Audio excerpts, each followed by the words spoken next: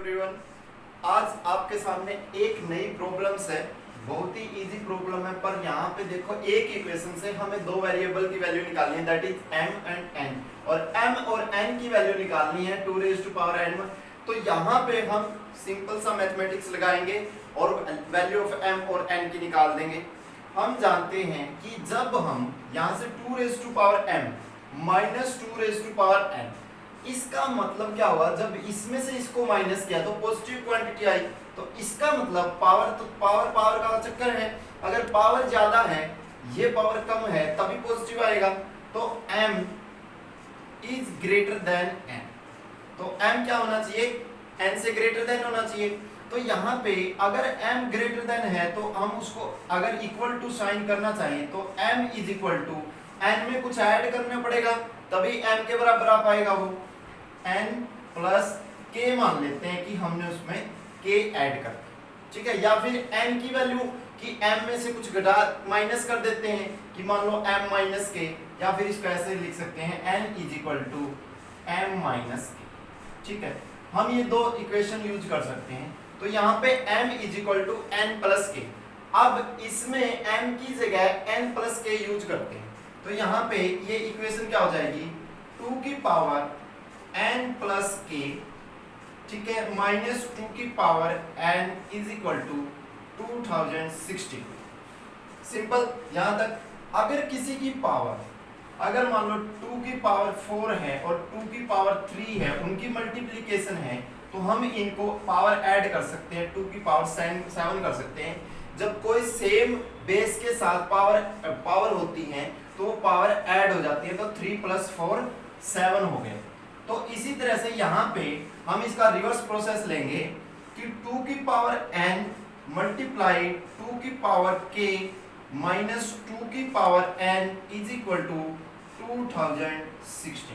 Simple.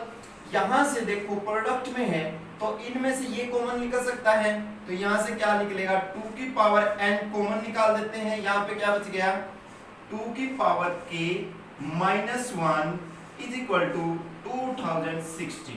क्या हम इस 2016 को 2 की पावर में लिख सकते हैं, तो इसको ऐसे लिख सकते हैं हम, 2 की पावर n 2 की पावर k माइनस 1, और इसको क्या लिख सकते हैं, इसको हम लिख सकते हैं 32 इंटू 63। अगर इसको करेंगे तो 2016 आ जाएगा, ठीक है। तो 2 की पावर 5, 32 को क्या लिख सकते हैं हम, 2 की पावर 5, ठीक है, और 63 को क्या लिख सकते हैं, क्योंकि हमें 2 की पावर में देखना है कि 2 की पावर में कितना जा सकता है, तो 2 की पावर में जा सकते हैं, क्योंकि इस साइड भी कंपेयर करने के लिए हमें क्या चाहिए, 2 की पावर चाहिए। तो यहाँ पे 63, ठीक है। अब आप इसमें एक जनरल रूल देखो, अगर 2 की पावर कुछ भी होगी वो ऑलवेज क्या होगा, इवन नंबर। क्या होगा वो, इवन नंबर, ठीक है।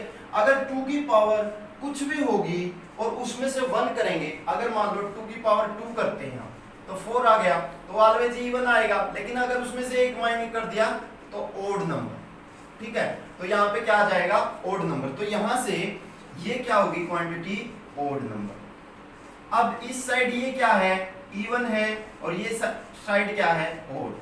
तो कहने का मतलब इस क्वांटिटी को हम ओड ले सकते हैं और इस क्वांटिटी को इवन कर सकते हैं, क्योंकि इनका कोई रिलेशन है नहीं, क्योंकि ये भी प्रोडक्ट में, ये भी प्रोडक्ट में।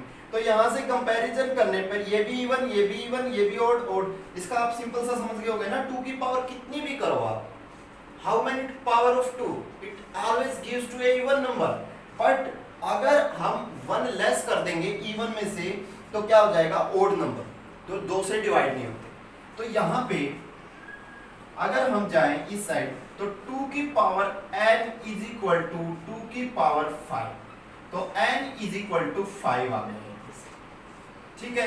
और यहां से 2 की पावर k माइनस 1, 2 की power k minus 1 is equal to 63, क्योंकि ओड नंबर है, कंपेयर कर दिया दोनों को। तो 2 की पावर k इस साइड, इसको उस साइड ले जाएंगे, 63 प्लस 1 इज इक्वल टू 64। तो 2 raise to power k is equal to 64 को कितना लिख सकते हैं, 2 की पावर 6, 2 की पावर 6, ठीक है। तो k की वैल्यू कितनी आ गई यहाँ से, इज इक्वल टू 6। तो n और k k की वैल्यू आ गई 5 और 6। अभी हमें क्या निकालना है, m की वैल्यू निकालनी है। m क्या है, n प्लस k।